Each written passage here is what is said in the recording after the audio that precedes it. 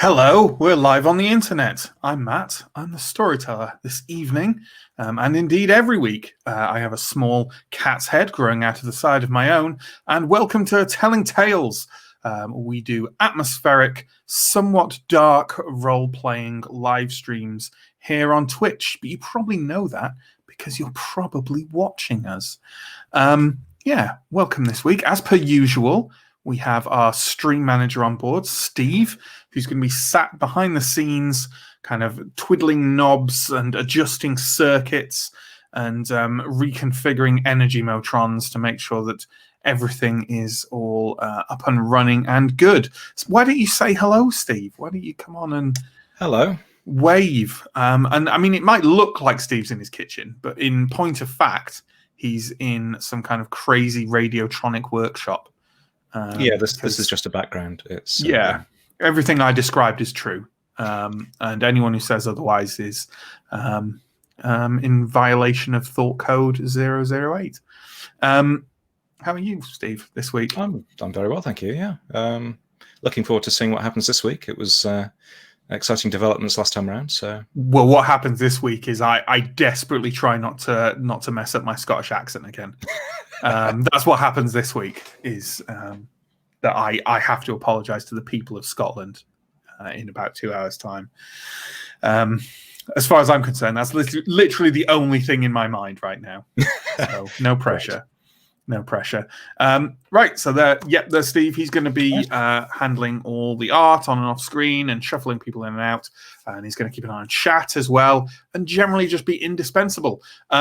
So it's about time we introduce our players, I think. I usually do a bit of a spiel, but let's do it real quick this week. Let's say social media's down there, Patreon's down there. We're now an affiliate, so if you want to subscribe, that's great. I believe there's some kind of special fanciness that comes from being one of the first 10 subscribers to an affiliate, and 2 of those subscriptions have already gone. So get yourself in there if that is something that interests you. But otherwise, player time. Let's bring on Justin. Let's have Justin, aka Mandrel, our resident Nosferatu and kind of Haven expert. Hello, Justin. Well, that's so kind of you to say. Haven expert. I mean, I really wasn't expecting this. This honor tonight of all nights. Just a compliment, really. Just nice things and just great stuff. Really looking forward to it. The images come up this time without being blinding everyone with a horrible strobe like we had last week. So anyone who has forgotten, how could you forget? Mandrel is a cursed kindred who is visually quite striking, but also hopefully the characters themselves is quite striking too. I don't know what you thought. Only time will tell. Only time will tell on that, Justin. I just felt the need to have to kind of mitigate that compliment I gave you. So there we go. Next up, let's bring on John. John earlier was having some trouble with throwing things onto the ground. I wasn't throwing them. Gravity was throwing them. Gravity threw them onto the ground. Wouldn't gravity kind of suck them in, Like, I think of gravity as like drawing things to it rather than gravity hovering above the planet and throwing things downwards. I mean, that's how the scientists tell us it is, but who believes those anymore? Yeah, who believes those guys? I mean, that's, again, a thought violation. Yes, John plays Arthur. There he is. Handsome purple chap. How's Arthur doing? Arthur is feeling like he may have slightly messed up last week, but mostly worried about whether or not he can shift the blame onto someone else if it all goes wrong. Classic Ventru. Classic. All right, then. Let's bring on Neill, a.k.a. Alex Taylor Brown, our resident some clan, ? Who the others seem a bit confused about, but that's fine because everyone seems a bit confused about Alex. How are you, Neill? Alex, as always, is serene. that nothing possibly shakes Alex's unflappable demeanor. There were no cracks in any facade. Except the one brief moment last week, which we'll cover in the recap, which No. no, you must have been mistaken. Must have been. Well then, let's bring on our final player, playing Oscar Kane, our fledgling vampire, all-round nice chap, who may or may not have really enjoyed flinging himself down some stairs and breaking his friend's legs.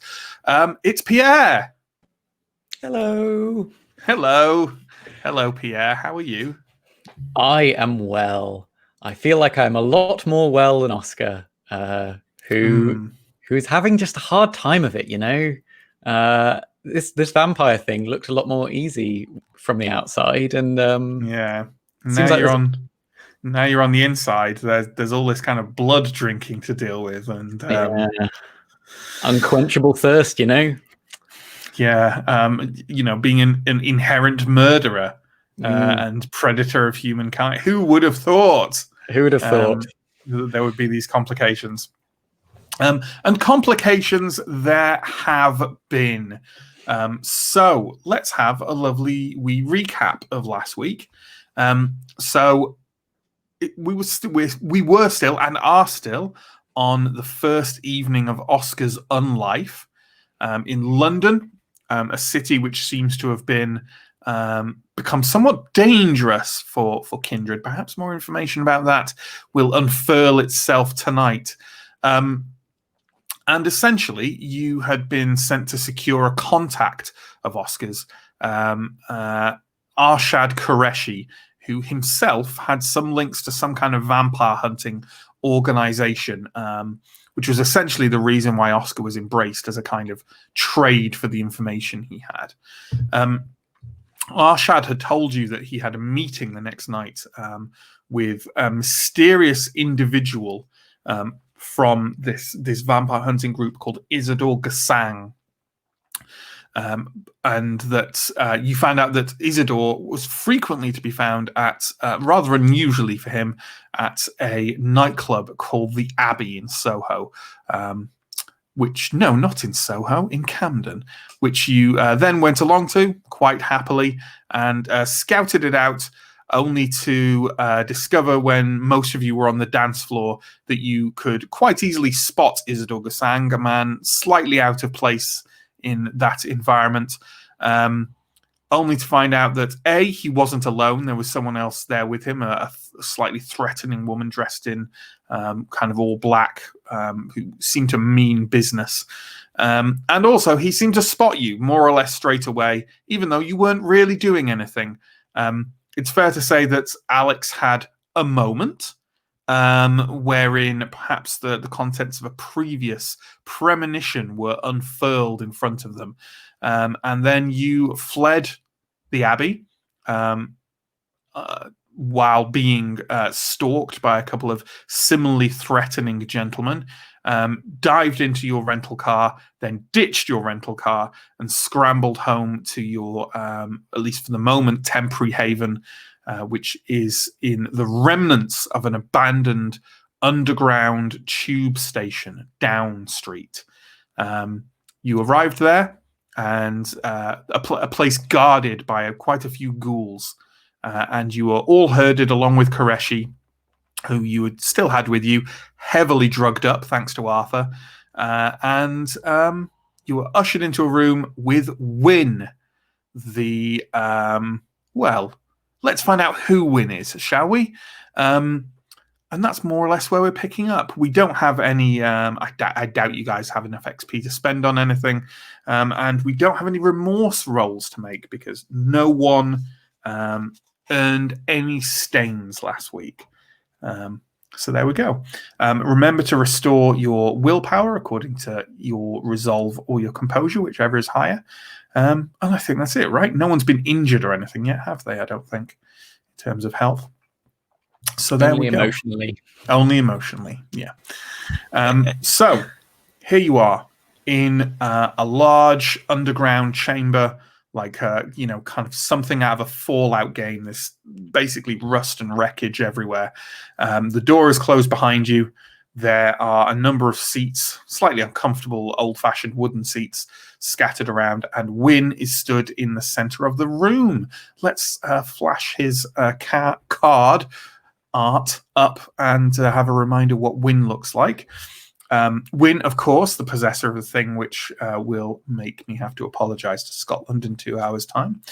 He had just suggested that everyone should take a seat because it's about time, a little overdue, that perhaps Arshad and Oscar could be had to clue them in on some things. So here you are, sat around. Wynne is still stood in the center of the room. He takes a couple of paces further towards the group in general, leans over and looks kind of into the face of Arshad, and then over to Arthur Norris and says, "What's he on?" Oxycodone? He'll be fine. How long? How long have we got, or how long he'll be out? That. I'll probably kick in. He should wake up in a couple of hours. Right.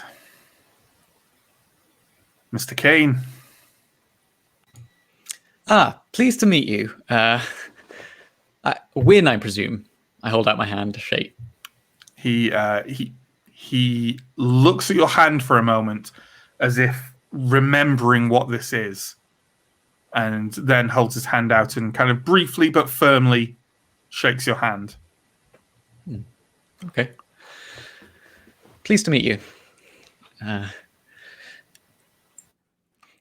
take it you're in charge here. Aye, you could say that. What have they told you? Well, not. I mean, I have more questions than perhaps they have answers. I'm aware of. Is it? There's this masquerade thing that you're calling it. That we're a secret group, and we're trying to retake London, I believe. But the details of that, I was hoping you could fill me in on. I think I could be very useful if that were the case. He nods, and you just get a brief moment of his head and his shoulders sag a bit. You just get the sense he's very tired, and he takes a couple of paces back and indicates to Mandrell and says, "Tell him who we are."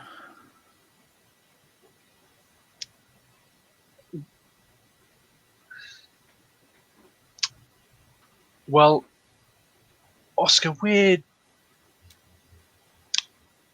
it's quite difficult. I suppose we're not necessarily retaking London. We're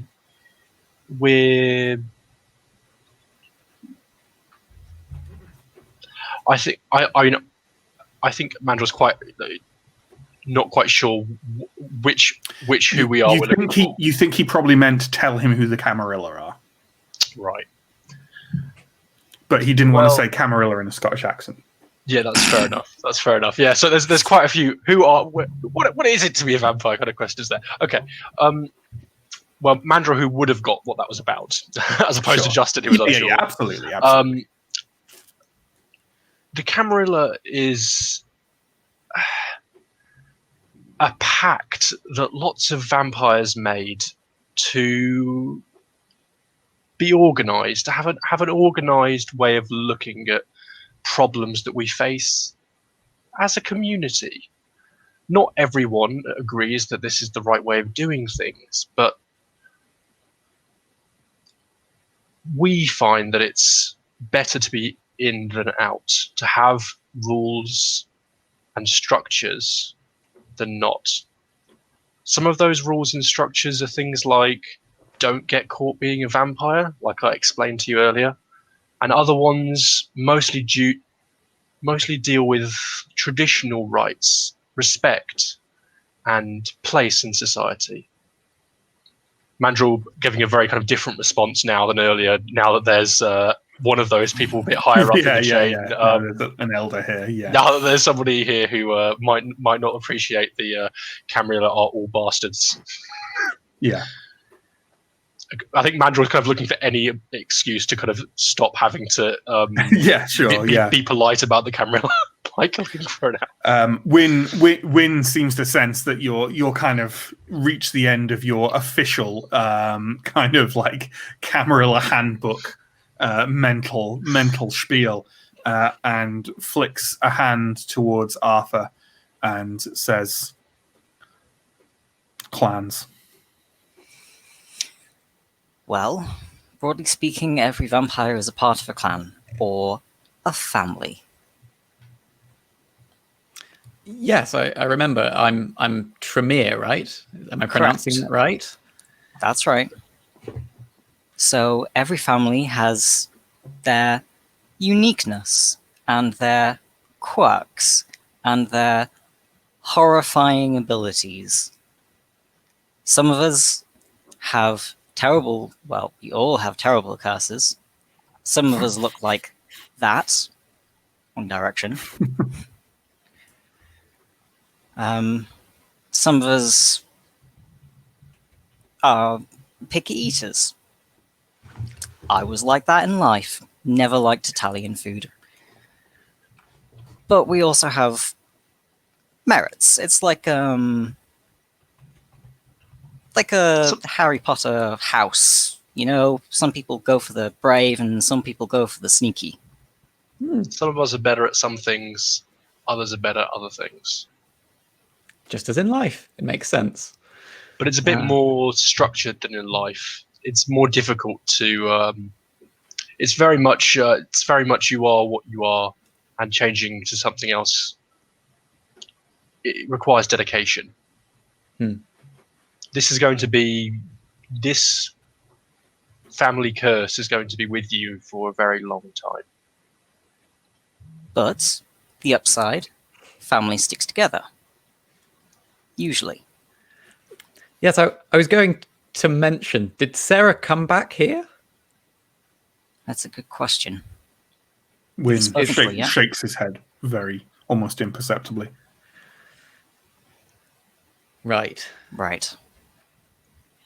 So do any of you know about... I mean, I know that none of you are Tremere, unless Win. No. No. There are others who can teach you. Yes, Another I'm time. eager to learn. Okay. Right. He gestures at Alex and says, Tell him what happened last time you were in London."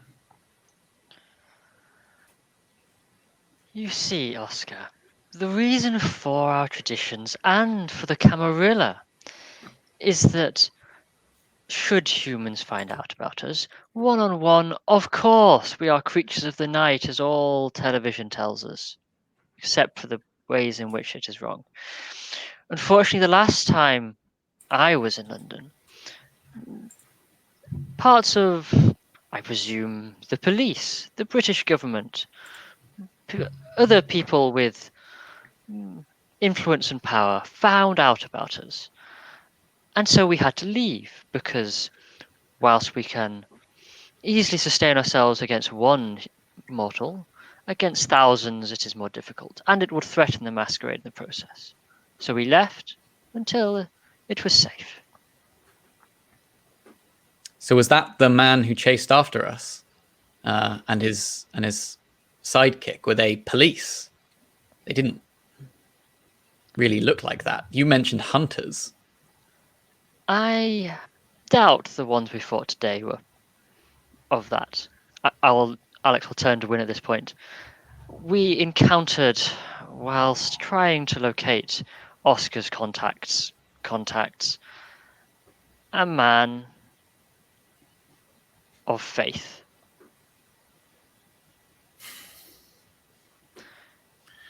I had hoped that perhaps such a confrontation would be delayed. He seemed to expect us in some way. Indeed, Oscar's friend, and Alex will gesture wherever he's slumped at the moment, immediately recognized Oscar for what he was when Oscar arrived. The things seem to have moved quite quickly.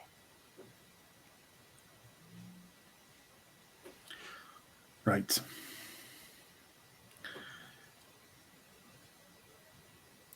He should probably be told about Vienna.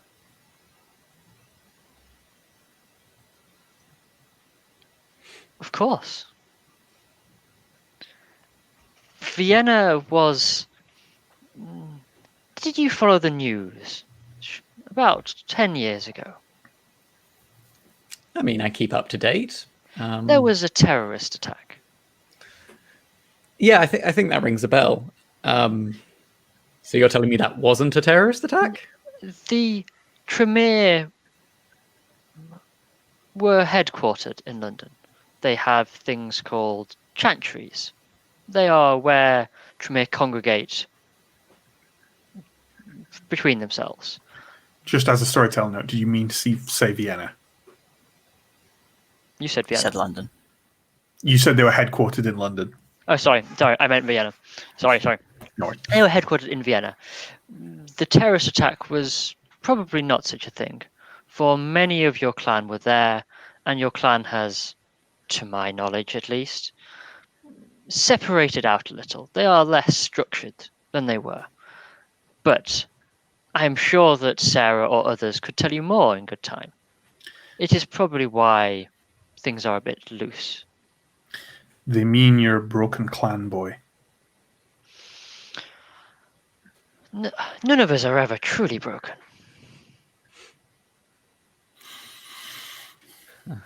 These hunters, you'll find the more dramatic among the Camarilla. Call them the Inquisition. Just so you know what you're dealing with. Right. I take it that a lot of the history that I know it is not the history. Or at least is only one side of it.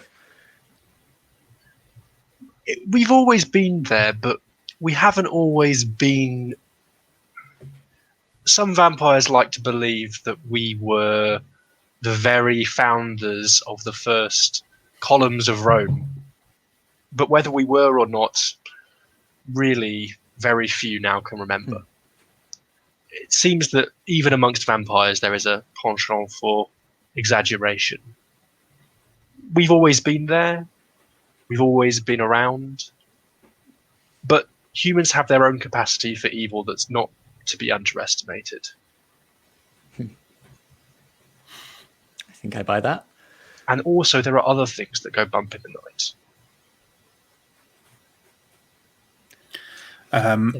At this, Wynn kind of walks past you both, tilts open the door, and you hear him murmur something to the guard on the other side. That guard goes away, and about 30 seconds later, another one comes in, walks over to Koreshi, and just kind of leans over him with a syringe and just injects something into his arm, and his body goes very limp. I mean, it was already, he wasn't asleep, but he was out of it. And now his body goes very limp. The ghoul kind of shoulders him and starts to walk out of the room. Wait, what did you just do? Gives him a good night's rest. You'll excuse me for being a little paranoid when my friend gets injected. Your friend is going to have to be dealt with. one way or another. Now, If you want them to continue being your friend, there are limited options. Is that Okay. clear? yes. What are those options? I need to know that they're not just my friend dies. They're not all that. At this, 2 more men enter the room, quite forthrightedly, it's safe to say. Could we have an image of the first of them, please, Steve? Could we have an image of Cortland Layton?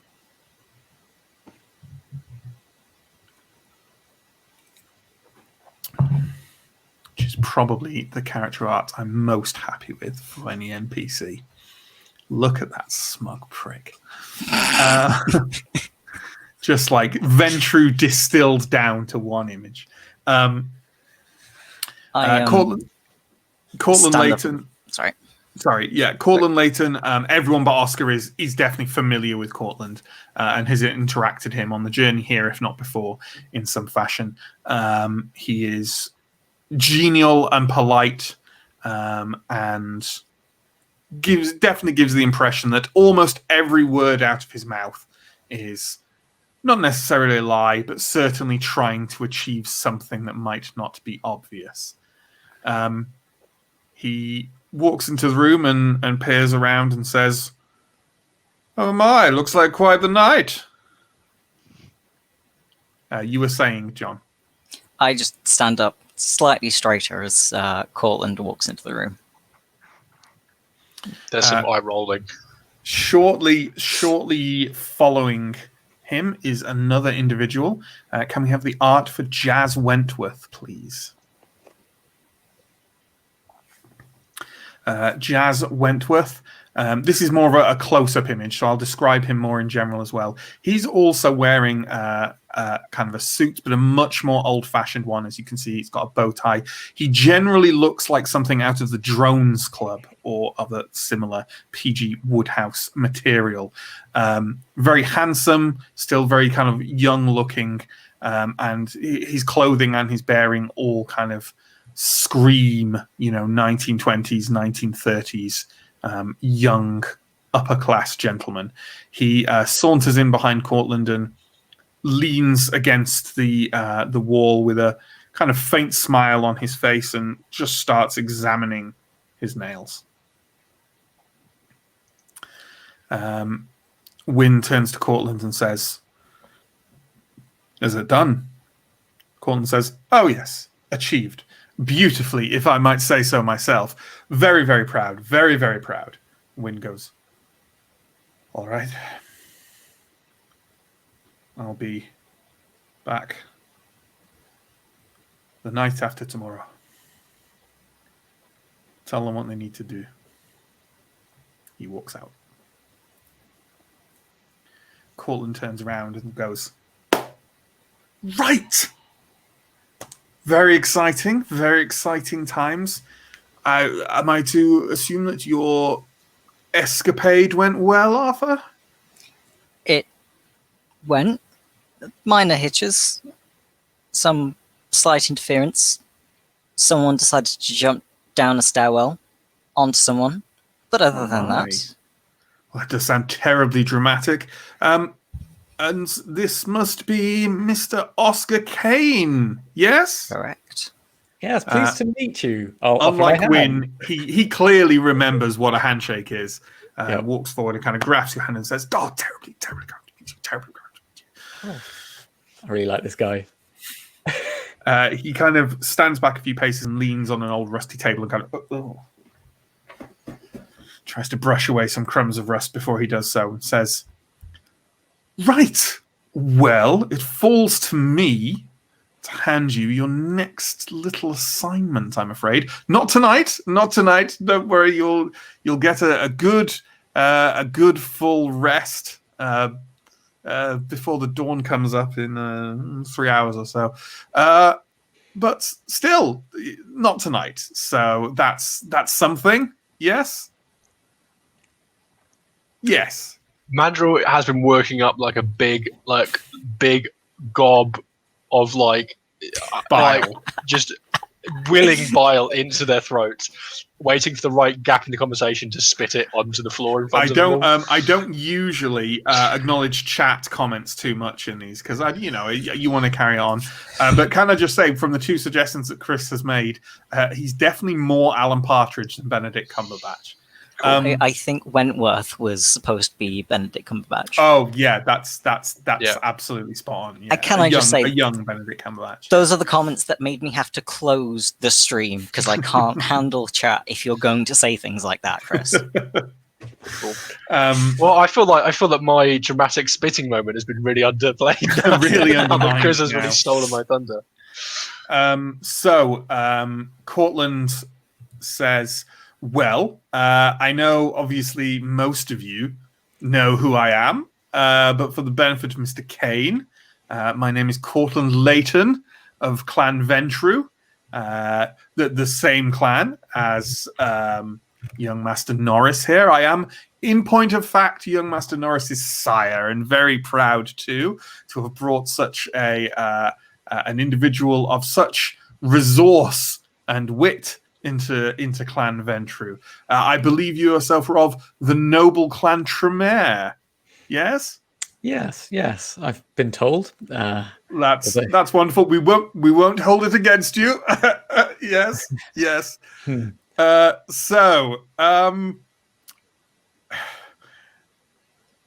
a question of blood. Yes? I mean, yes, I suppose. And the supply of such. This is an influx of a number of kindred into the city of London, and we don't want to be causing any waves, setting off any alarms of our friends in the church. Yes? Yes. So, with that in mind, we would be delighted if tomorrow evening you would all carry out, I think a hijack is the colloquial term. Yes. There is a medical supply vehicle heading to a hospital in London. No need for you to know which one. Yeah. Information's on a need-to-know basis, but we do have a location of a vulnerable area it will be passing through, and we do have certain supplies we can use to make it less obvious than that kindred are perhaps absconding with much-needed blood supplies from the hospital. To wit, we have provided you with a large lorry with a number of refrigeration units in the back of it, which have material that you can swap out for said high-quality blood. And we can tell you where we'll be passing through tomorrow night, and, well, the rest is up to you, I rather think. You resourceful chaps. That's why I spit.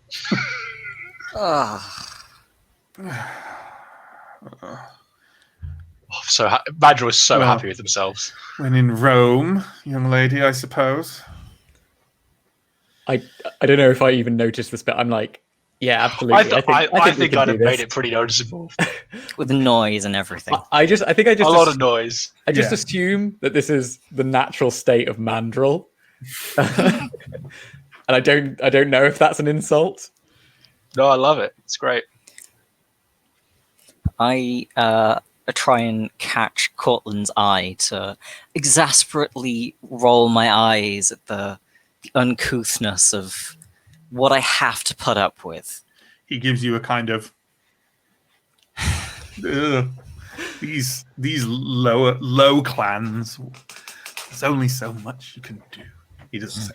Obviously. Doesn't say that loud, does he? He definitely thinks it. He says, well, before I proceed with a few of the more intricacies, He's gone a bit Prince Charles there. I don't like that. Are there any immediate questions? If we miss the van, is there a second chance to get it, or is there only one real spot where it's vulnerable? Not well. That's up to you, isn't it? If you miss the opportunity and decide that you want to risk going for another one, well, I mean, we're not averse to it if it gets good results, but just be careful. Yes, because if it comes to light that a vehicle transporting blood has undergone some kind of criminal heist or activity, then they'll know, won't they? Yes. So we're all going to be baggers for the foreseeable future, then?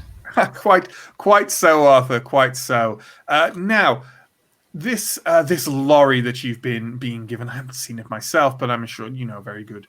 Good, solid model. The refrigeration units in the back, they're full of very high quality plasma.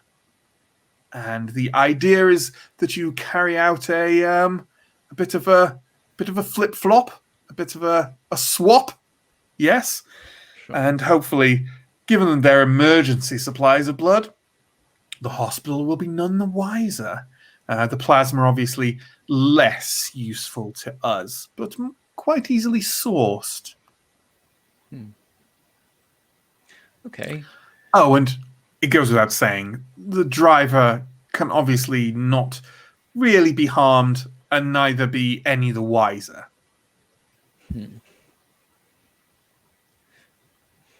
Okay.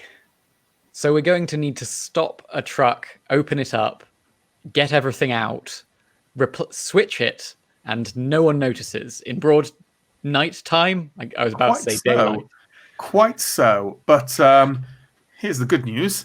This little spot we've identified for you to carry out the hijack in, an abandoned industrial park. There shouldn't really be anyone around, and anyone there is perhaps can be persuaded otherwise, or otherwise attended to. Any cameras? No, none. Okay. It all sounds reasonable, doesn't it? Perfectly doable. From a distance. A satisfyingly challenging but achievable night's work. Yes. That's tomorrow. The lorry will be available to you at this address. He reaches into his pocket and gets out a kind of what do you call it? Sorry, when someone's name is kind of an embossed a card. Yeah, business card. Like, not a business card, but it's definitely like a notepad that's got like from the office. Monogrammed? No. Yeah, a monogrammed thing. Like personalized. Kind of watermark? dashes out a couple of addresses on it, folds it up very neatly and passes it to Arthur, and says, "First address there, Arthur, where you'll find the lorry. The second one, perhaps where you want to carry out this mission." Understood. And where do we take it after? Return it from whence it came, and then return here yourselves, and it will be taken care of by our esteemed associates who can operate more easily in the daylight. And of course, some of this blood will be returned here for your use. As you can see, we have a generator working here, and we will bring you one of the refrigeration units. So, out of character, in our briefing, have we already been told that we're not supposed to really be hunting much? Or... Yeah, keep hunting kept to a minimum. You still have to hunt. Basically, the thing is, kind of try and keep hunting to a minimum. But if you have to hunt, like, just be super careful, because you don't know how much they've got tabs on that kind of thing. So, yeah. in a normal city, a lot of things like that just get swept under the carpet because the police and authorities are being controlled by the Camarilla, but not here. And what are we to do, Cortland? Sure, you don't expect me to eat pre-packaged. I am aware it is more of a problem for us. Yes, Arthur. Could we take this to one side, perhaps away from? I'm sure your companions have little to no interest in the foibles of Clan Ventru. I think under my breath, I might be saying something like, "Rules for thee, not for me." Yes, in fact, why don't we do that now? Unless there are any more questions. Only that I am most impressed with your information gathering. I am sure it will continue to benefit us all in our mission. Well, thank you, Alex. And yes, we are here as ever to serve. I am sure. Well then, if that's everything, perhaps the three of you could just take a wander along while I talk to my childer here. And But of course, yes. we can show Oscar around. Absolutely, an exciting discovery. Indeed. As Alex walks off, they will use heightened senses to listen in the conversation. Sure. I think the idea would be for you to be further away from this room than that. But if you want to try and hang around and At least catch the undetected, first snippets. Sure. Then by all means do so. But yeah, to get anything more than like little snippets of it, you definitely have to like hang around outside the door and sneak a bit, which you can absolutely do. It just means a roll, right? Are you, Neill? Is Alex being fairly obvious about this? Kind of like kind of maybe signaling for me to take Oscar on.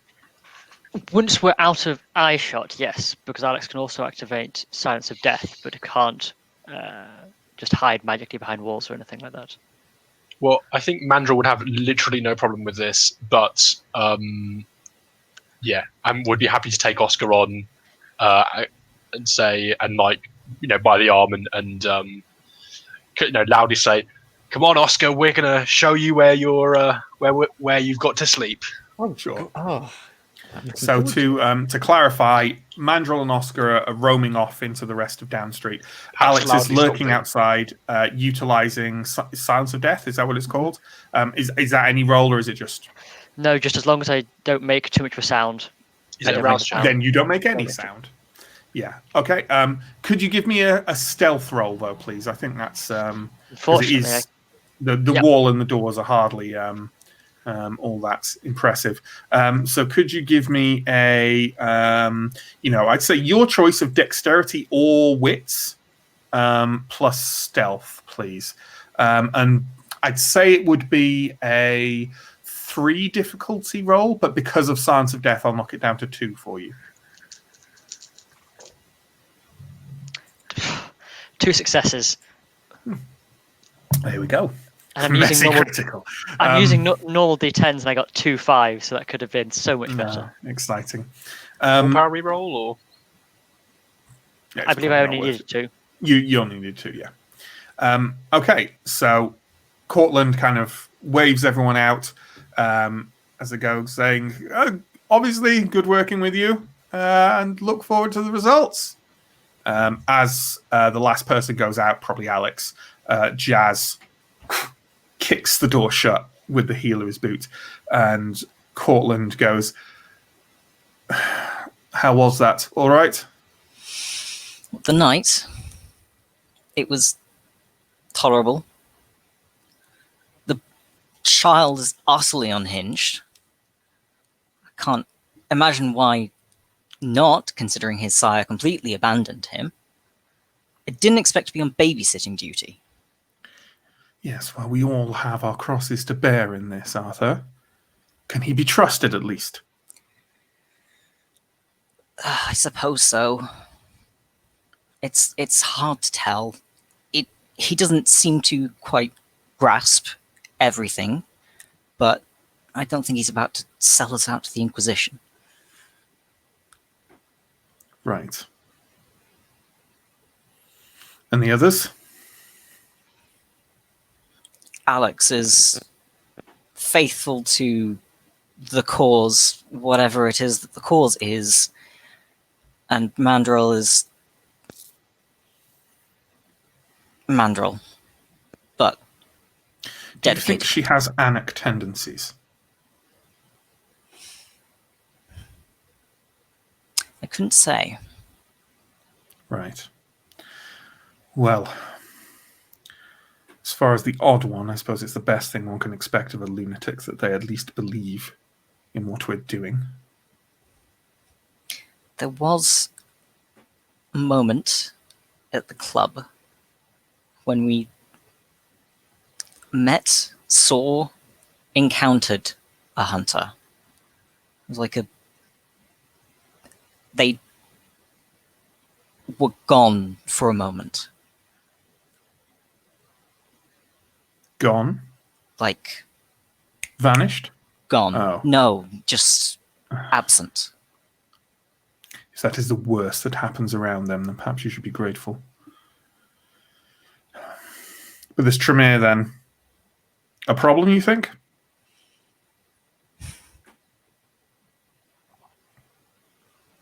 Certainly, but not to any great capacity.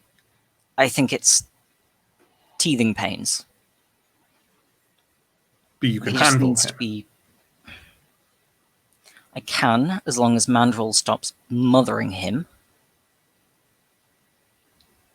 I think he requires a slightly firmer hand than I would be comfortable giving in the current company. Jazz says, firm hand. Is that what you're here for? I forget. And why are you here again, Jazz? He just smiles and carries on. He's got a nail file out. Enough. Right. Be careful. Yes? And look, I have ghouls on the ground already. They're sourcing blood for all of us. We have to be patient. I don't know when you'll next be able to feed comfortably. You might have to slum it a bit. Oh, Right. yes. Speaking of that topic, the ghouls here have been instructed that you can all drink shallowly from them tonight. Only tonight. They need to be on their guard. You can't take too much from them. I think you can tolerate one drink, yes? Suppose. Well, you'll have to. Okay. Come on then, Jazz. He walks towards the door. Alex, are you remaining lurking or kind of swiftly and silently walking away? I will swiftly and silently walk away if I hear them That's coming my absolutely way. It's enough of a warren that you can just turn a corner or whatever. Cortland and Jazz walk out the door. Jazz, on his way out, Arthur just looks at you and carries on walking. So, out in Down Street. Now, we're exciting. This is quite exciting. We're going to excitingly have upcoming in the next couple of weeks a lovely map of Down Street that Justin has crafted with his own 2 computers. So we won't go too deeply into the layout of it tonight because we might get it wrong. So let's just say that Mandrill has given Oscar a bit of a walking tour around it. It's a large, it's an entire tube station. It's large. It's got a number of kind of back office areas, and it's got platforms and all the things you'd normally expect. It's also being patrolled by a good bunch of heavily armed ghouls. But there's no reason, I don't think, why we can't have a little scene between you if you want to have a conversation while you're doing it. Just don't ask me things like what room are we in and what is the circumference of it, because I won't have those answers. Oh man, this is a bit much, but it's funny since they mentioned the blood bags, like, I haven't really been able to think about very much else, to be honest. It's like I still feel quite hungry, actually. Is this normal this frequently? Oscar, let me give you a piece of advice. You ask a lot of questions, and it makes you look like an idiot. And with the people you're going to be dealing with, especially Arthur's lot, looking like an idiot can either play to your advantage or disadvantage, depending on what kind of impression you want to give. Right. You're going to feel hungry a lot. You're going to feed a lot. Not necessarily every day, but you're going to want to keep on top of that.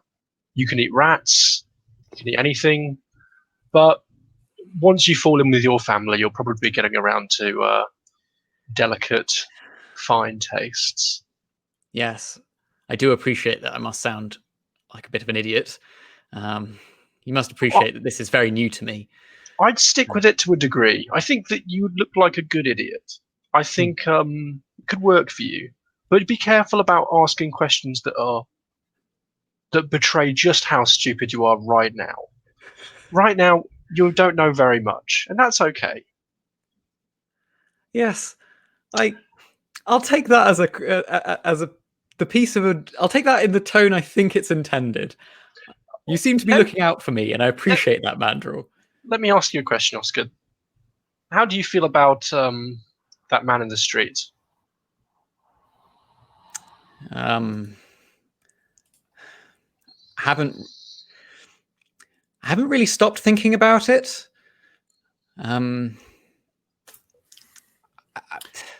While I don't want to interrupt this conversation, just for anyone who's viewing fresh and new, the first person Oscar drank from was a homeless man on the street who died of a heart attack, more or less immediately. Yeah. I keep thinking about his face. I don't think I even noticed it when I first drank from him. I was too eager. I lost control. I don't know. Now I just keep thinking about it, and I'm not really sure why. Look, you see that point, man.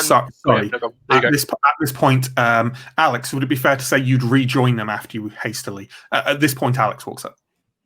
You see that man over there, talking to one of the other ghouls, short, slightly fat. Yeah. He's one of my old friends from when I was alive. They don't have to go, but in order for them to stay, you have to do things that are maybe even worse than what happened to that man in the street.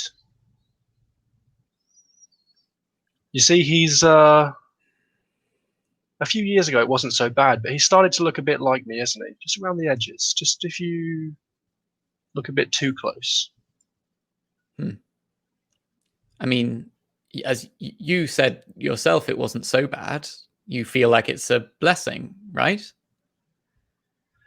Alex, how was the Ventru Natter? Everything is a matter of perspective, just like your conversation. Making someone to share their infinite lives with us, it is all a matter of perspective how bad that is. Is this the choice I'm going to have to make with Arshad? Oh yes. There's lots of options. I mean, we could try and erase the whole thing from his mind, but we don't know if that will work. More importantly, We could try. Go on, Alex. he might remember again when he sees you. If we erase this night, then the next night you see him, he will simply say, "Oh no, you are a vampire." You could let one of us turn him into one of those things, but then he'd be forever beholden to us. And he'd cease really being your friend. He'd be our friend. But then if you did it to him, he'd be beholden to you, and then you're not friends anymore. But he would not be dead. At this point, again, Arthur, would it be safe to say you'd go to seek out your coterie after your conversation ended? At this point, Arthur approaches. Also, could everyone give me a wits plus awareness roll, please? Difficulty 2, let's say. Does heightened senses affect this? Yeah, I think it would. Yeah, you can keep it at difficulty 1, Neill. Should I lower I don't the know if I'm difficulty? breaking what heightened senses is, how heightened senses is meant Well, to work. well, that's what I was going to ask. It's normally add or spec to the roll. Oh, I'm fine then making go low ahead with difficulty. that. Go ahead with that instead. If that's how it's meant to be, then go ahead with that. Cool.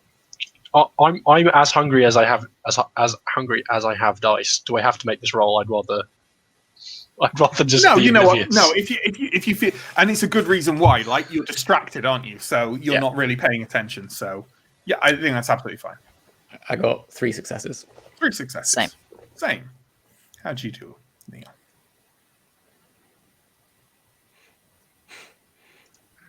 Only 3 successes, and then 3 ones. Not that they matter, but rather uncomfortable to look at. Certainly, but bet you're glad you're not in second edition.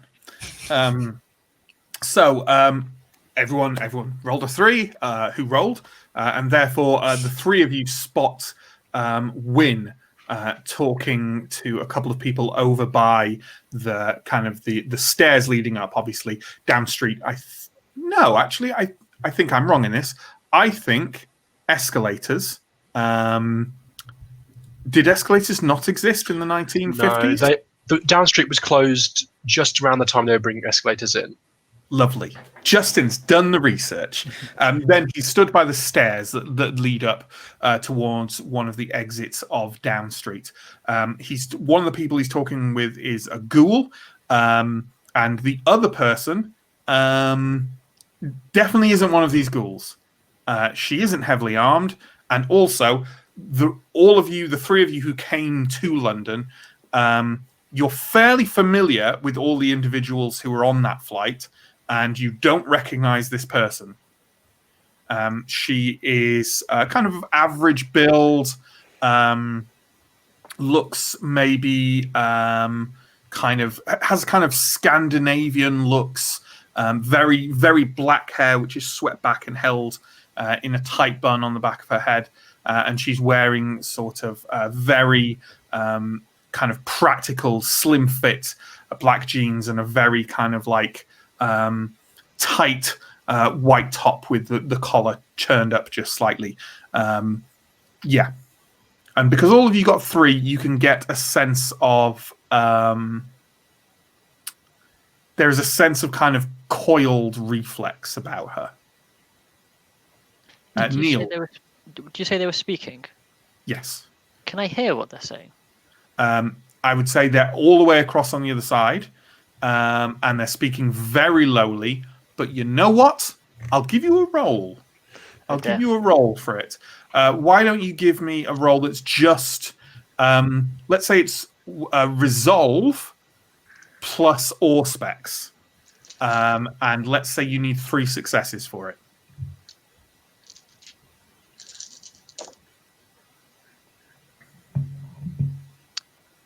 Three successes.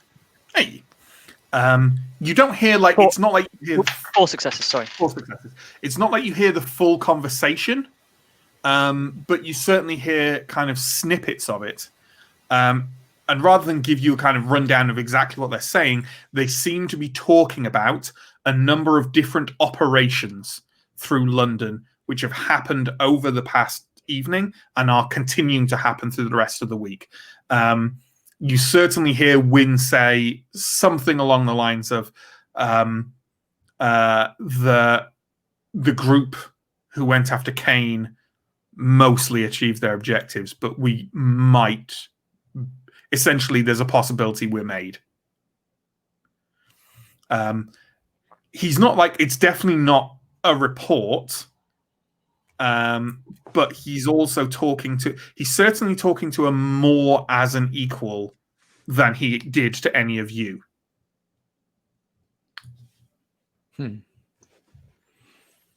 But none of you have ever seen this woman before in your life. Who you all looking at? What? Albury asks, "Who's that?" No idea. Maybe don't look directly at them. Sure. As you're kind of glancing over, Wynne says something to the ghoul and kind of waves over towards your group, and the ghoul walks over and says, "Right, you're to come with me. I have. You need to feed."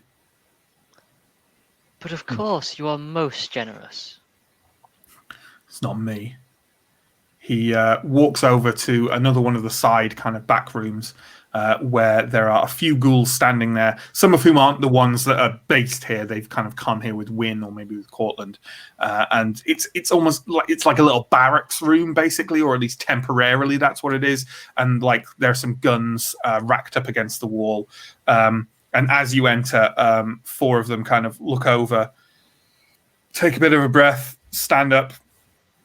They all walk towards you and like one by one kind of offer an arm towards each of you. I'll try and take the first so that somebody else is not, like everyone else is aware of what I'm doing, because I'm hoping they'll pull me back. Sure, yeah. I thought you were going to say you're going to take the first, like. Yeah, I just devour this. No. Yeah. No one's on the highest we've got is hunger 3, right? I'm on 3. Yeah. Yeah, that's fine. I think I will smile and politely decline because I'm actually on hunger 1, and I believe I can't go any lower than that without killing someone. Yeah, that's actually fairly true. You can, unlike previous editions, you can drink blood that's not your kind of specialized palate, isn't it? But you have to make a roll. I have to spend. Keep it down. I have to spend a willpower equal to my bane, which I think at my blood potency is only 1. Yeah, it's just 1. Way better than in a lot better. Previous editions. Yeah. I think there's something that I have to roll for bagged blood. Or am I thinking of something else? I think I'm confused. Regardless, basically each of them intends for you to, take a sip from them, essentially, which means that anyone who is drinking from them, you can reduce your hunger by 1, unless your hunger is at 1, because as John said, at your group blood potency, because everyone has the same blood potency, you can only reduce it to 0 by draining a human dry. So, if there were 4 of us that presented themselves, could I speak to my one and talk about the opportunity of the baby double dipping? Sure, yeah. Well, let's say I'm assuming the other 3 of you are drinking. Yes. Yeah. Oh, Alex would choose the most interesting looking one. Sure, yeah. There's one of the guys has kind of maybe kind of like sort of Middle Eastern features, but he has very piercing green eyes. So perhaps you choose him. The other 3 of you, and you're kind of lost in drinking, because one of the things about taking just a harmless sip from it, mostly harmless sip from a human, is it also takes longer because the speed with which you drink affects how harmful it is, right? So you're actually quite lost there for I think according to the rules it is 3 turns to take a sip from a human, which is at least 30 seconds, right? Because a turn in Storyteller tends to be represent about 10 seconds. Yes, Justin. Is drinking from other vampires' ghouls something that at all regularly happens in vampiric society? Not customarily, and correct me if I'm wrong, Neill, because I know you know a bit more about ghouls and ghouldom than I do. It's certainly, unless offered a faux pas, but I don't think there's any kind. I think if they were a very powerful vampire, a very, very old, powerful vampire, and you were drinking their ghoul's blood, there may be a possibility that you could almost end up bloodbound to the vampire themselves. I think they would have to be very old and powerful. Yeah. Do you think that Mandrill maybe has seen enough rats around Down Street to? Because I think Mandrill is superstitious. I think Mandrill is unsure about this and naturally wary. I haven't. Sure. No, I think Mandrill hasn't drunk from someone else's ghoul before, and finds the idea mystically distasteful. Sure. Do you want to give us an occult roll? Sure, yeah. I mean, an occult roll may let you reduce your hunger by 1 here, right? So shall we roll intelligence plus occult? And let's say it's difficulty 2 to see if you feel like there'll be any significant detriment to you drinking from a ghoul. I am more or less correct in all that, right, Neill? There's nothing else that needs to be... Unless, as I said, unless, not only for the powerful, but unless you've basically got rid of all their human blood and replaced it with vampiric vitae right up to the last amount. Up to the brim. Cool. Well, I got 2 successes, so I feel that you are aware that while it's a social faux pas unless offered, there's no issue. Sure. Then that's fine. I'll drink away. Well, it sounds like an interesting conversation Arthur was about to have with the ghoul who offered themselves to them. So why don't we role play that a bit? Because that's fun. You're on mute, by the way. Okay.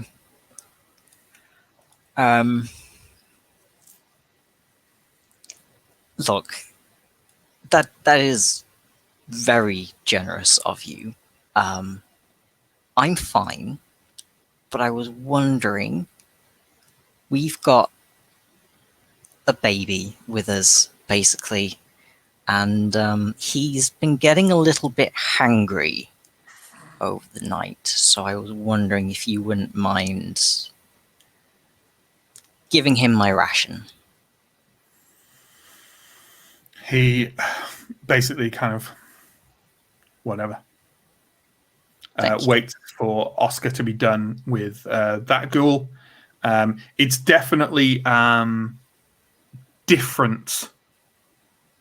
It essentially, like you did when you fed from the homeless man, you get a sense of the individual, and this is a very different experience to drinking from the homeless man. Much more kind of potent and kind of alive. You can basically tell now that perhaps if you'd had more experience, you might even have known that man was on the edge of death. But as it is, here we are. I tell you that something that's interesting here. Let's talk about resonance. So we haven't touched this so far. This is something that V5 introduced and is essentially the idea that different people's blood not only gives a different sense of who they are and a different a different sensation to the vampire, but also has different potency and different effects on the vampire feeding. Vampires split up these different effects into the kind of classical medieval alchemical quadrilogy of phlegmatic, melancholy, sanguine, and choleric. And they have there's a wonderful bit which I don't immediately have to hand, but I believe that those are kind of, in polite kindred society they refer to them as those. In annex society they more refer to it as sad, horny, hungry, and or lazy, and something else. But regardless, I have, rather than roll every single time we feed, for the kind of experience you get, and whether you get what's called a resonant, an intense resonance, and therefore have a bit of effect on you, or even more so if you get what's called a dyscrasia, which is like a supercharged blood that can actually give you an ongoing buff until the next time you feed in interesting little ways. I have rolled a series of feedings and we'll just work our way through them. So it's kind of like, it's still the randomness, but I don't have to roll every time and pause, right? And we have something more or less right away. So I'm going to say it's actually the third one down on my list. And I think that Justin was probably the third to feed because Justin was umming and ahhing about it a little bit. So for the purposes of this, Justin, the ghoul you drink from is currently what kindred societies would refer to as intensely phlegmatic.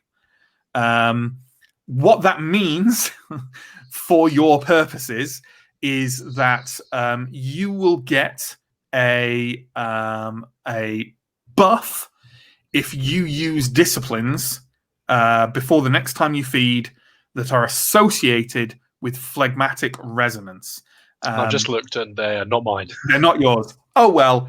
Oh well. That's just how it is, right? This ghoul is a lazy ghoul, and I'm just like, because phlegmatic is like the flavor, the resonance of stillness, indolence, and kind of patience. It's almost insulting, like the idea. Like, I am a creature of the night. I'm a terrifying creature of the night, and this guy doesn't have more of a. No, it's all specs to dominate. This ghoul doesn't even have the natural sense to feel at least terrified or turned on or confused. Like, like what this. I think like I might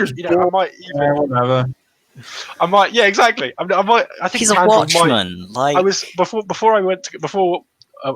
thinking maybe I think Mandrill would take the opportunity to hype up the monstrous nature of themselves because it's fun, and I didn't say it, but I think maybe after this response I might try and after feeding do something like classically Nosferatu to try and like throw them off, like I don't know, like peel back, like yeah, exactly, and like have the blood all over my face and bare my fangs. Look, it's been a long shift for her. She's bored. Sure, but yeah, we'll give them a show. Like yeah. There is, however, something which is unlikely to come up now, sadly, because you don't have much experience points. But it also means you can technically only buy points in a discipline while under the appropriate resonance for that discipline. Now, Neill, you'll know. Is it just new points of a new discipline, or is it literally any points of a discipline? It's any points of a clan discipline. New disciplines actually require to feed from a kindred who has that discipline. Okay. Yeah. Which I think Mandrill would be interested in doing at some points, but not maybe until they're a bit more safe. Sure. Regardless, there we are. Told me so many different flavors. And you're about to get another one, Oscar, because as you kind of pull back from one, there's another ghoul standing in front of you, dispassionately reaching his arm out to you.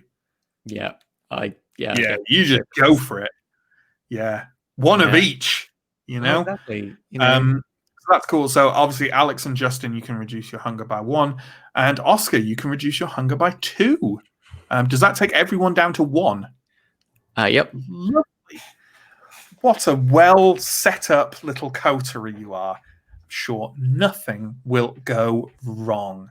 So that is effectively all I, as the storyteller, have for this evening for you.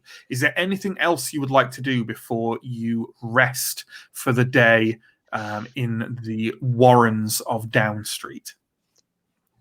Have we really been here before? I don't think we really have. Very briefly. Yeah, I think we dropped our bags. Essentially, yes. And then I got a tour. Then Alex would certainly like to explore in more detail to make sure that they know ins and outs, escape routes, etc.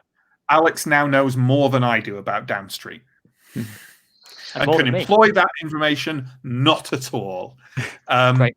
But yes, you can absolutely have a look around, have a rummage around Down Street. And as I say, in the next couple of weeks, everyone will know the ins and outs.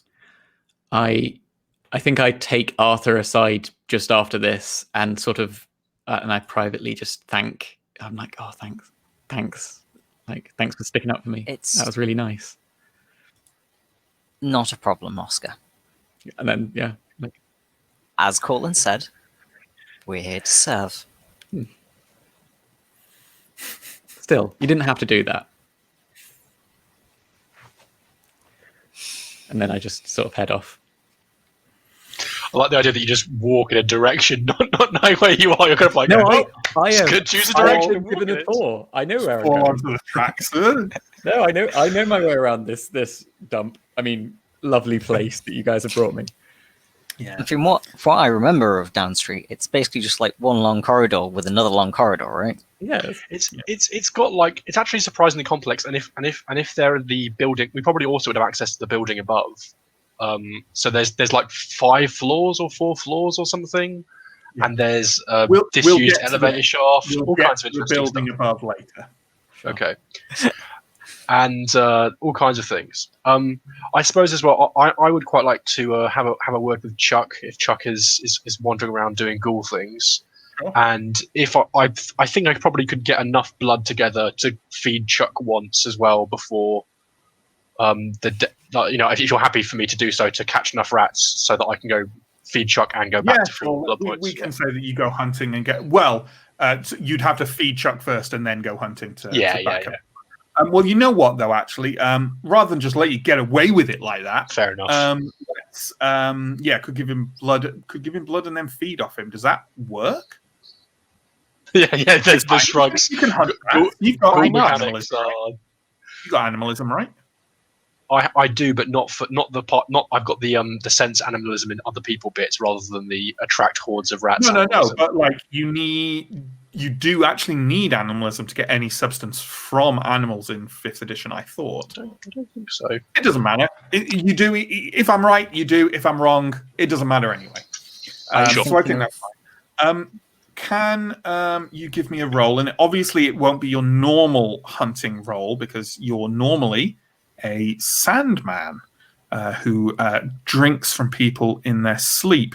But for hunting the rats, I think really you need to make a roll for a farmer, which is the ones that feed off animals.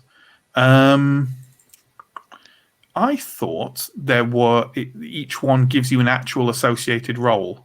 It does in a completely different part of the book, but I believe it's wit plus animal ken. Wits plus animal ken. Cool. Give us that roll, please, Justin. Is there any kind of indication with these things, Neill? Do you know of like how many successes equals a certain amount of blood? Or sorry, it's like composure plus animal ken, not wits. Composure plus animal. Apparently, no, it's based on the difficulty of the area. So like human hunting, based on the chassis, basically. I think hunting rats in Down Street is 1 difficulty. That might change when they get more alarmed at the fact they all keep dying. But for now, what if I have my ghoul also help me do this? Because ghouls can't hunt rats. Ghouls can't hunt. So, sure they could. I don't think he's going to go track down rats and throw them at you so you can bite on them. That's fine. I just about rolled 1 success. So. Okay, there we go. Yeah, you can. You've topped up Chuck and maintained yourself at Hunger 1. Yeah, there's also no way that I'm doing this in the view of other vampires. Even I have passed. You can certainly go beyond the immediately safe area of Down Street and start hunting in the abandoned tunnels, which are probably even more fertile for rats. Or even just in other rooms that people aren't in currently. Yeah, sure. I think that's absolutely fine. Look, if someone sees a Nosferatu sneaking off into the underground tunnels, they're not going to go, where are they going? They'll be like, oh, they're going to their bedroom, the filthy rat. So it's all fine. Right. Speaking of which, sorry. Yes. Do I know? Are all of the vampires that travel here to London? They're not all staying in Down Street, are they? No. Just your coterie. No. Just our coterie. And I haven't seen. There are other vampires that have been here tonight for business purposes, but none of them have been Nosferatu. No, the only vampires that have been here tonight are the ones that I have mentioned. That we've noticed. Yes. Yeah, sure. Yeah. No, yeah, fair enough. Are the other Nosferatu here?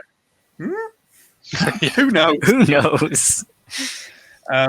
Okay, so the day passes.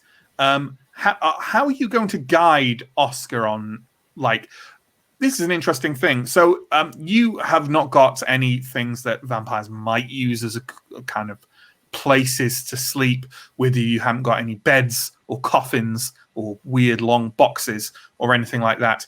Are you just finding a relatively open looking room with a clean-ish floor and all lying down on it? Well, I mean, are we going with the version of Down Street that was used as a bomb shelter, like, as a shelter or not? Sorry? In our vampiric history of yes, Down Street? it was definitely the Prime Minister's bomb shelter, yes. But you don't have access to that room yet. Okay. Well, there might be some cots left over if you're willing to skulk about far enough. I don't know whether that's true. I think that's reasonable. I think you can maybe find 4 cots and drag them into a room. Yeah. You are instructed by the ghouls to all sleep in one room. Right. Yeah. Easier to protect, right? Sure. Okay. So, yes. Oscar, it's fair to say you might be slightly intimidated at the notion of sleeping through the day for the first time. In practice, however, you find that as the hour of dawn approaches, you just become more and more sluggish. It's not like getting tired so much as you feel like you're becoming inert. And every movement is like wading through treacle. And even your voice sounds odd to you and like it's coming from a distance away. And in the event where the 4 of you go into a room where Mandrill has arranged some rough, old, slightly rotted through cots, you kind of you lay yourself back onto one of them, and everything just vanishes. Sure. And then, an indeterminate amount of time later, you open your eyes slowly, and the world kind of comes back. Can everyone make a rouse check, please? That, for the purposes, is 1d10, and if you fail, your hunger increases by 1. Success. Great. Did anyone fail? It happens. Ridiculous. So, the information that's been given to you, while I'm not interested in basing it in kind of actual London streets or anything like that, let us say that the lorry is parked on a street relatively nearby, Arthur, called Oak Row. And this industrial park is quite a distance further away from that. It's far more towards like the outskirts of London. And it's called King. I was about to say King James Park, but there's an actual King James Park in London, isn't there? Is there? Southerners? You'll know. Probably. King Edward Park. St. James.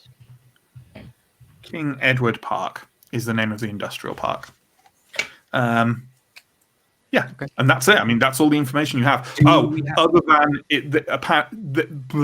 the information that Cortland has given you indicates that the medical van should be moving through King Edward's industrial estate sometime after 11 o'clock. Like, it's unlikely they'll arrive there before then. Other than that, you don't know. Because it's around this time of year, so I mean, you've woken relatively early. You've woken probably about 6 p.m., something like that. So we can say it's 6:30 or so before you're kind of properly up and ready to go. And are we thinking that it's stopping in that industrial park briefly? I No, think we need just to make passing through there. Okay. Alex. Yes. On my friend Arshad, you kept saying forget, and then you didn't explain, but it seems like that might come in handy in this situation if we need to stop this vehicle. from what I can tell, I mean, they presumably have 1 or 2 drivers. Are you able to do the same thing for 2 people, or? Not at the same time, but yes. As long as we keep them suitably distracted. That part is not what worries me. It is What the worries you? stopping which worries me. Hmm. But I am sure that we will find a way. I mean, if you can make them forget, I mean, I can imagine someone like Mandrill could get something like that to stop. I do not believe that Manuel is that strong.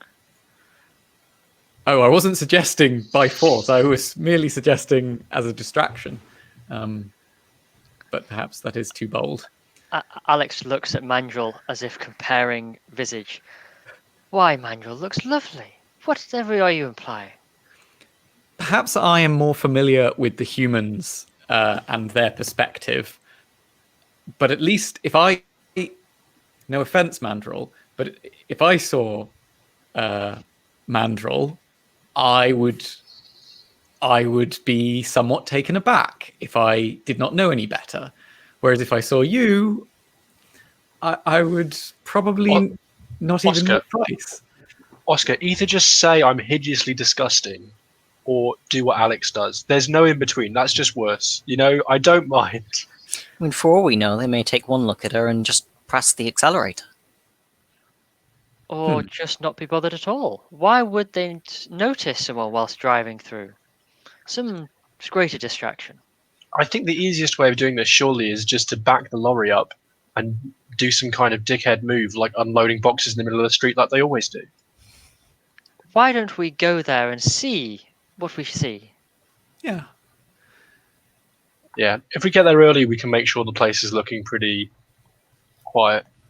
Sure. Indeed, devoid of people. Sure. Yeah. Is there anything anyone is doing to prepare? I mean, I don't think you have any equipment that you didn't already have on you. So is it safe to say that you exit down street via one of the more prominent entrances, probably not the ultra super secret entrance, because that's for ultra super secret times, and head out and are you walking over to Oak Road to pick up this lorry? You'd estimate, John, it's a 10-minute walk. It's not that far. Well, we don't have a car anymore, so... No, you don't. Neill. This is an out-of-character question to the storyteller. Do you think, whilst walking around this area of London, that we should be using Blush of Life to avoid, say, noticing on camera, or do you not think that's necessary? Well now. That's a question, isn't it? I would say I've seen some people run V5 and be very strict about Blush of Life. I'm going to be a bit more lenient about it and say that... I know this wasn't exactly your question, but I will answer your question in a second. Just for purposes of walking around, if you're not directly interacting with people, I don't think you need to use it. What you are asking, if it's just normal security footage, I don't think it makes a difference because everyone is pretty much a blur on that anyway, especially in the far less well-lit world of darkness. If you're asking a slightly more complex question... Okay, literally just as we're walking there and the CCTV everywhere, we don't need it, kind of thing.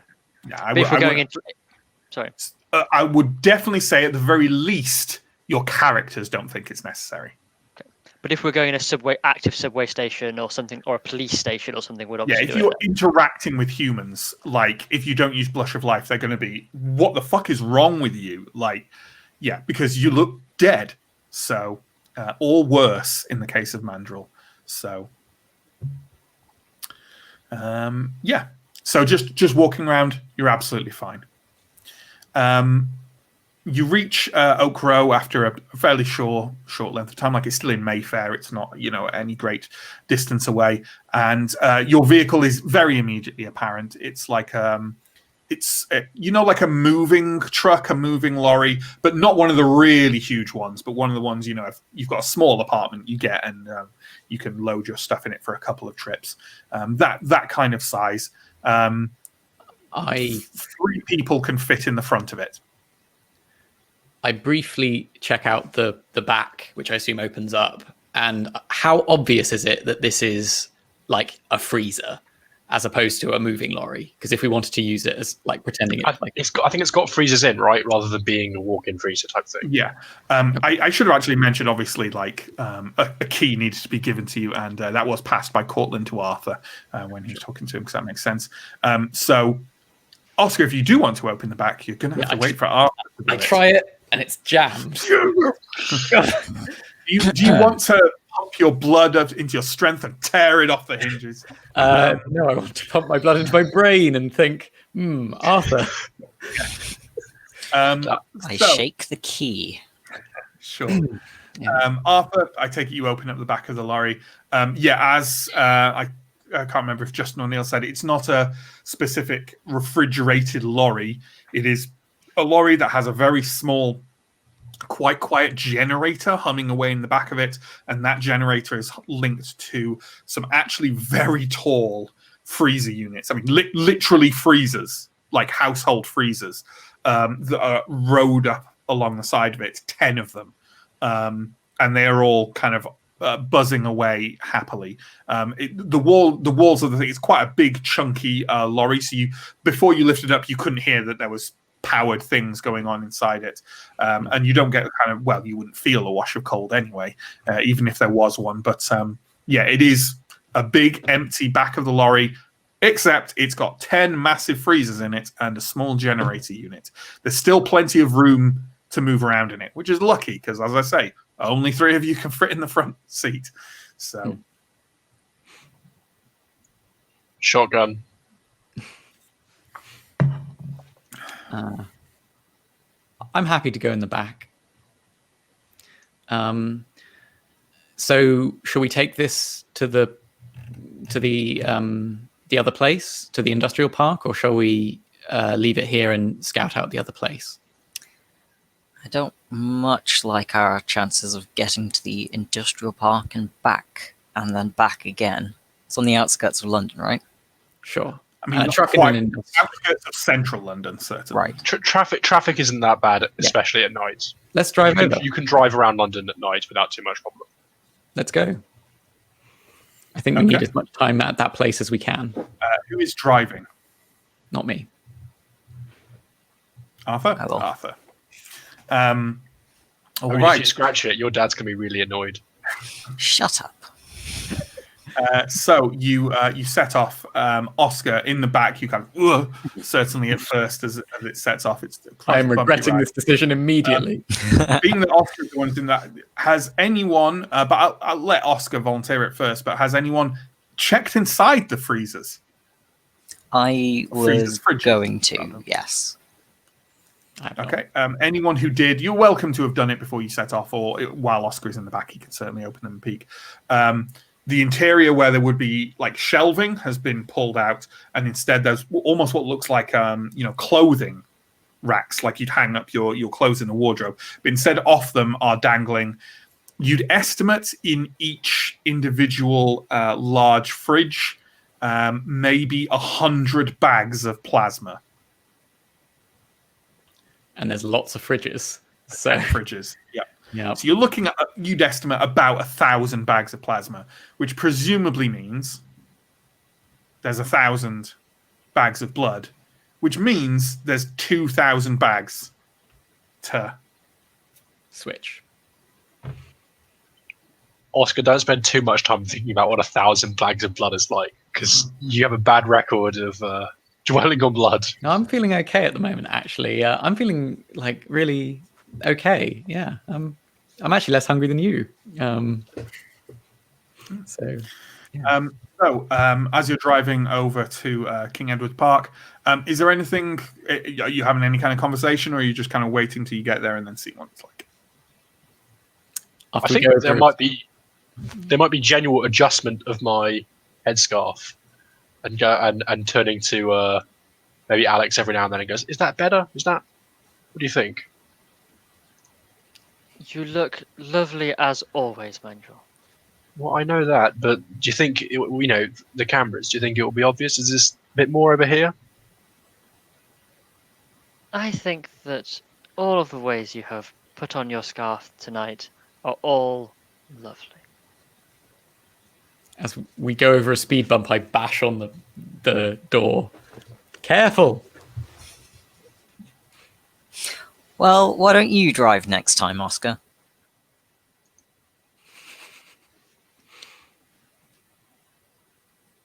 Okay. All I don't right. hear that, I assume. Yeah. So you reach King Edward's Park. It's a relatively small industrial estate. Most of the kind of warehouses and small factory units and things of that nature have, all of them are seem to be closed, kind of shut down, abandoned. And there's maybe like about 3 separate roads in it, all parallel to each other, and obviously roads joining it up. But it does, and there's literally one way in at the bottom, and then one way out at the top, if you see what I mean. So there's like 3 roads, all joined at the edges. One way in, one way out. And it is a one-way road as well. So there's kind of no... Yeah.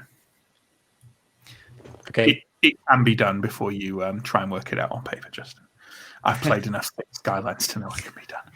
I was going to say, I remember this as one of the most efficient one-way system layouts. I didn't even plan it that way. I improvised that, but I improvised it because now my brain can't imagine roads any other way.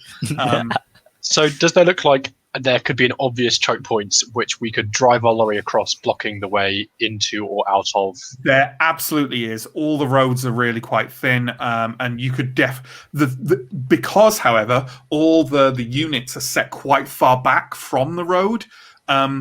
Like basically, it would be really obvious if you were just parked across the road. So it's possible they might choose to go another route, unless So basically, you have to block it at a point where they're already committed to the current road, even though they can see you there. And of course, it is one way, but it's an abandoned industrial estate in the middle of the night.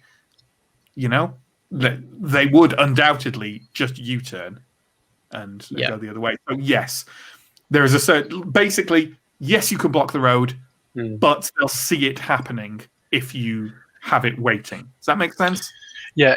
Can you see the other roads from any of the other roads? No. Oh, I see what you mean. No, the units are large enough and flush enough that basically when you're on a road, all you can see is that road in the industrial estate. I think if I get out and start talking to you guys, I think we need to block the front and the back. We need to stop them from reversing once they've stopped. Neill. Can I spot, or can any of us spot, other vehicles around? None. How about people in general? Is it nicely empty? It is absolutely dead. You can hear the main road you turned off. You can hear the traffic on it, and occasionally hear a voice calling out or something like that. But it is dead still here. It is, in point of fact, a very good place for an ambush. And no obvious cameras either. Sorry to beat the dead horse. No. Maybe we could hit Oscar with the truck. I like your sense of humor, Mandrill. Very, very funny. Haha. No, really. I mean, well, not really, but maybe we could, flash the hazards, wave over for assistance, encourage them even to come down the road and help us out. There's been an accident. We need assistance. Yeah, that's not a bad plan. Neill, you're muted. Perhaps It's not Arthur me. could do that. Arthur has considerable persuasive powers, I am sure. It's true. I mean, Just I don't tell them mind the old pretending man's to be had a heart corpse. attack. An excellent idea. I knew you were the right choice for this. Okay, so assuming that they stop and get out, are we then able to deal with them? How are we dealing with the driver or drivers? Alex? We will need to keep them distracted. Perhaps if they continue to provide you with first aid, which is inevitably doomed to failure. At the end of this process, I can make them forget. But I cannot do anything to keep them in such a state for the time it takes us to swap out the blood bags. Perhaps we could convince them to help. Perhaps we are some form of change of guard. Perhaps. I mean, I also imagine that the back will be locked where the blood bags are, or they'll have some way in. So their assistance might indeed be quite invaluable for this task. Okay. I'm sure I could convince them. So we get them out. Arthur and Alex convince them. And me and Mandrel remain on the sides to back things up in case things get hairy. Some people have got to move all of those bags of blood. Sure.